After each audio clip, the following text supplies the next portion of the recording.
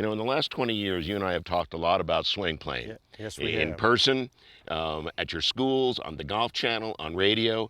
But here with the Golfer's Toolbox, we have the best way we've ever had to really visually demonstrate what swing playing is, what's important about it, and how to get on it. Yeah, I think you're absolutely right, Peter. We've done so many things on Ben Hogan over the years who used that idea of the swing plane with the pane of glass. Such a great visual, but so tough to set up.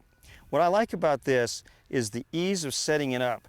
And there's some very little detailed things that make it better. Like this thing off the ground is so great because I can just pop the balls in and out here underneath the toolbox, no problem. So you can have a whole ton of golf balls right here, and you could just keep popping them out here where you want to.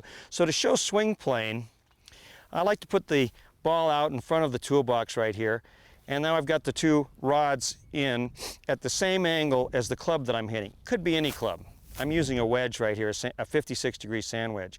So with a 56-degree sand wedge, my club is not quite at a 45. It's a little more up and down, more at about 60 degrees. Because the shorter the club, the Shorter more the upright club, it'll be. yeah, and I'm standing closer to it. Now there's a few things that happen right away as you start the golf club away. It almost feels like you're starting the club straight up. You can watch as you're looking at the toolbox right here that you're not jerking the club inside, but the club is going up and then to the inside and then getting parallel to the rods, right up. So the club now is pointed up in the sky on an angle. It's not straight up and down, it's on that perfect angle. So as I hit the golf ball, when I come back to hit the golf ball, there's two sides to a swing plane, and the other side is here on the finish. So if you're just going to do some small swings, if I took the club away, I could practice doing this until I got a little feel, so I could make my weight move in the direction of the golf club, and see if I can get this club to swing back on plane. So many people try to lift the ball into the air. Wouldn't you say that's a... I've been guilty.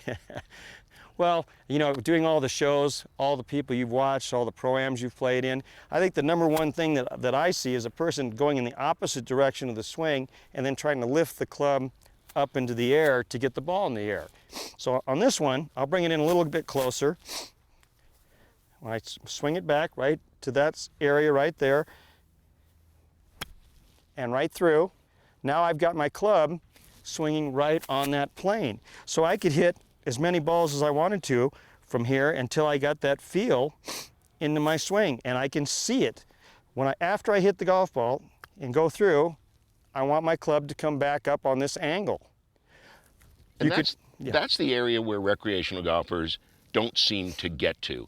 I mean, I know I'm guilty of it, my friends are guilty of it, that when we get to impact, there's this sense of trying to drive the club further down the line. Right. You've got all of this separation, Right. and you're never close to getting on plane.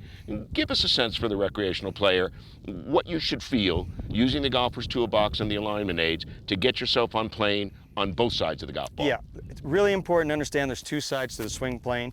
So when that club goes up here, it's going to point up at the sky once, and it's going to point up at the sky twice, and it's going to be on a plane. So the idea of trying to drive the club straight down the line seems logical, but it's incorrect.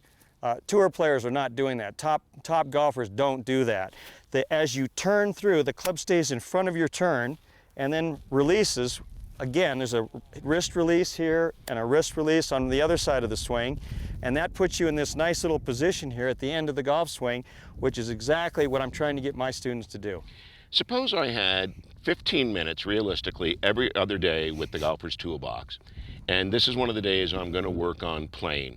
How long do I give it? Do I give it 5 minutes? Do I just hit pitches? How do I know if I've had a successful session? Well, here's one of the things I think you could do is when you first get started with it, or even when you're anytime coming out to practice, is to do your practice swings until you get the feel right here that you've got it. And then you could just move back over here on this side, and you've still got the picture. I love this picture from this side. And now, as I swing that golf club back, I can really see it, but it's not really interfering, you know, where I feel like I'm going to hit something. But I can really see this, and I could just hit, you know, a whole bunch of golf balls right inside the toolbox, and then I can go right back here where it's a little more dramatic, where I can really see what I'm doing here up and down the track or up and down the plane. and then back up and up the plane on the other side with the little shift going through. So that's the way I would recommend using it.